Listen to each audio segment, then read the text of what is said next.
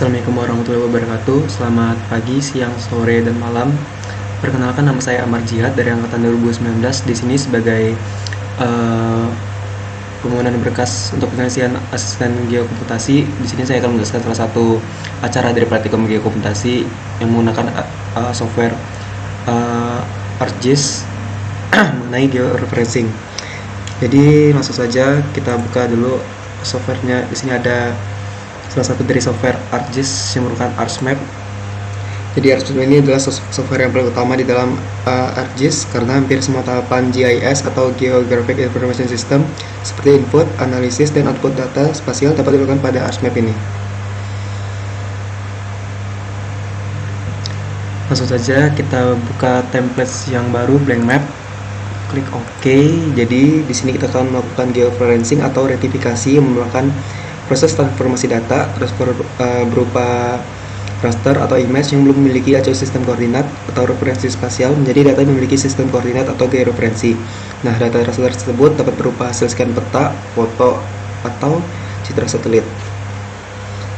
Jadi pada dasarnya georeferencing ini mentransformasi data raster yang belum memiliki acuan sistem koordinat menjadi suatu data yang memiliki sistem koordinat dengan tools pada georeferencing. Nah, pertama di sini kita akan terlebih dahulu memunculkan file petanya pada halaman ini. Jadi untuk memunculkannya kita bisa klik toolbar Windows, lalu klik katalog, dan kita dari toolbar katalog ini kita connect ke folder yang berisi file peta kita. Nah, di sini saya menyimpannya pada folder documents. Di sini yang dapat dilihat merupakan folder-folder saja, bukan berupa file. Jadi kita masuk ke folder sampai folder dokumen aja, langsung klik OK. Nah, di sini akan muncul file folder dokumennya. Klik plus, lalu di sini terdapat peta geologi saya. Langsung di drag aja, bisa klik kiri, ditahan, dan dilepaskan di sini. Klik OK saja. Jadi di sini cara melakukan georeferencingnya secara basic kita melakukan pengelopotan titik-titik dari bagian terluar dari peta ini. Nah, agar lebih mudah. Jadi di sini kita akan mengupload di sudut-sudut peta ini dengan minimal 4 titik secara berurutan dan searah jarum jam. Nah, pertama-tama kita tentukan dulu zona dari peta ini.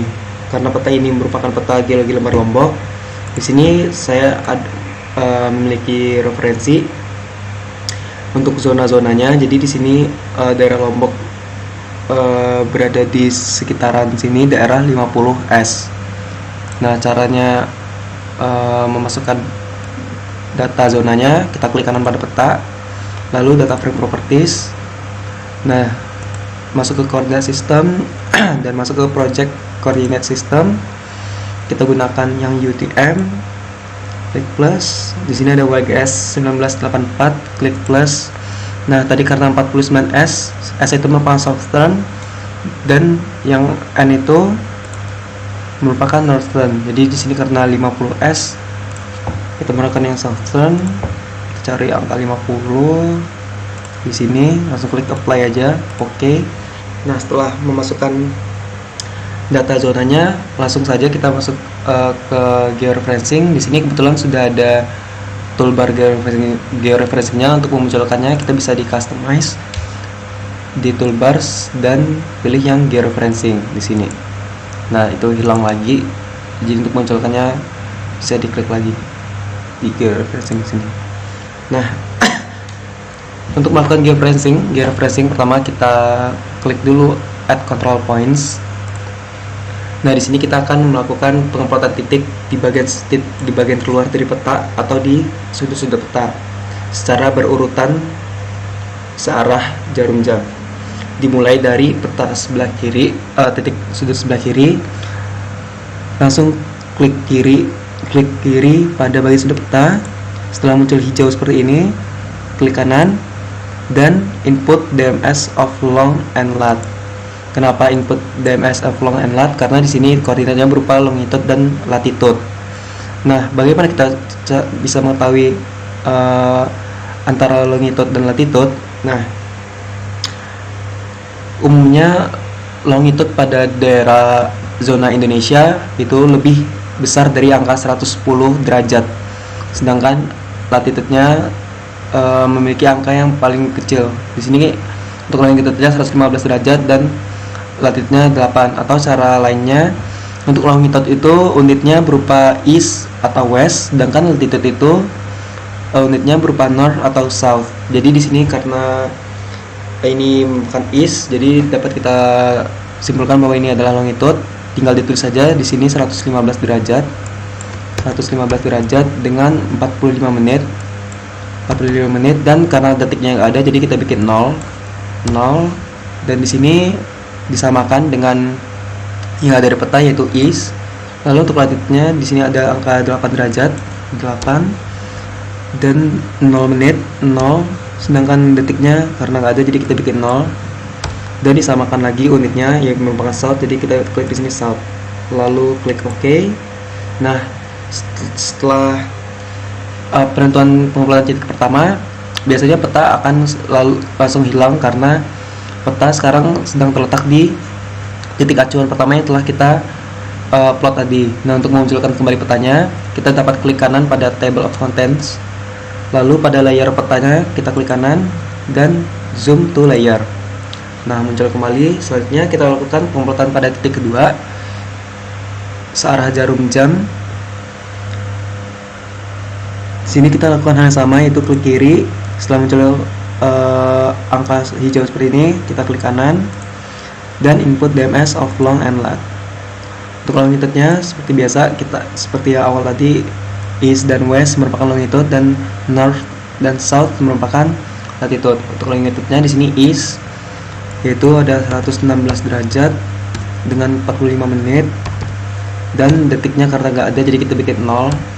East, unitnya east. Lalu untuk latitude-nya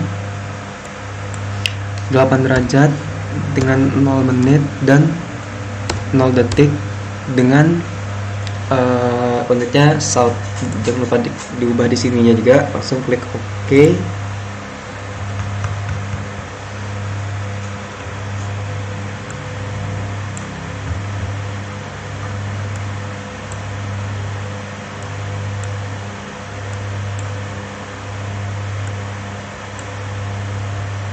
Nah, selanjutnya untuk titik ketiga di bawahnya lagi, kita sama lakukan hal yang tadi, klik kiri. Setelah muncul hijau, klik kanan, input DMS of long and lat.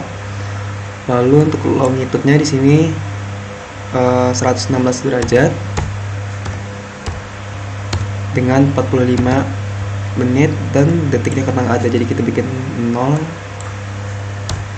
dan setelahnya E.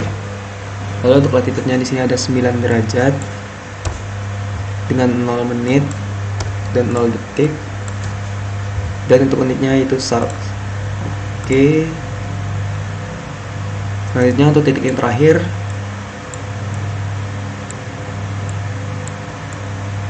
di sebelah kiri bawah, sama seperti yang tadi, kita klik kiri. Setelah muncul hijau, klik kanan, input DMS of long and lat. Lalu untuk longitude-nya yang unitnya east, itu 115 derajat dengan 45 menit dan 0 detik. Jangan lupa disamakan unitnya. Lalu untuk latitude-nya 9 derajat, 0 menit dan 0 detik dengan unitnya south. Oke. Setelah melakukan pengumpulan pada 4 titik terluar dari petanya ini, kita kembali lagi ke toolbar georeferencing ada di atas. Untuk melakukan georeferencingnya, kita klik georeferencing sini, lalu update georeferencing. Nah, di sini peta sudah memiliki koordinatnya yang sesuai dengan yang sebenarnya. Nah, di sini dapat dilihat koordinatnya di sebelah kanan bawah ini sesuai dengan kursor yang kita tunjuk. Nah, untuk merubah unitnya dari meters ke UTM, Kita klik kanan pada peta, lalu data frame properties. Kita pergi ke general. Di sini ada unit displaynya kita ubah ke UTM. Sebenarnya bebas, nggak harus UTM, bisa ke decimal degrees juga. Tapi kita gunakan saja UTM di sini. Kita klik apply, oke. Nah, sudah berubah. Di sini ke UTM.